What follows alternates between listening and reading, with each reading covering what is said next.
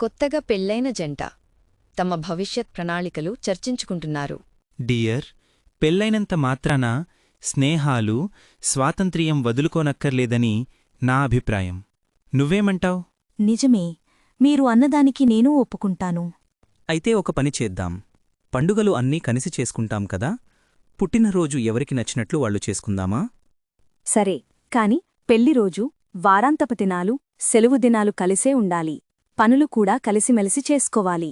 ఈరోజు నా బడ్డే కదా, ఈరోజంతా సెలవు పెట్టి స్నేహితులతో గడుపుతా. ఇంటిక్కూడా ఆలస్యంగా వస్తా. మీ స్నేహితులతో హాయిగా గడపండి. నేను మీకోసమే సెలవు పెట్టాను. నాకూ తోచదు కదా. నా కాలేజ్ మేట్ ఈ ఊరొచ్చాడు.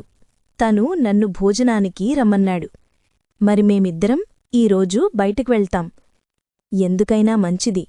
తాళాలు పట్టుకెళ్ళండి. అబ్బే, ఊరికే అన్నానోయ్, నువ్వేమంటావోనని. నిజానికి ఈరోజు నా ప్లానంతా నీతోనే. రెడీ అవ్వు. భార్య ముసిముసిగా నవ్వుకుంటూ తను రెడీ అవడానికి లేచింది.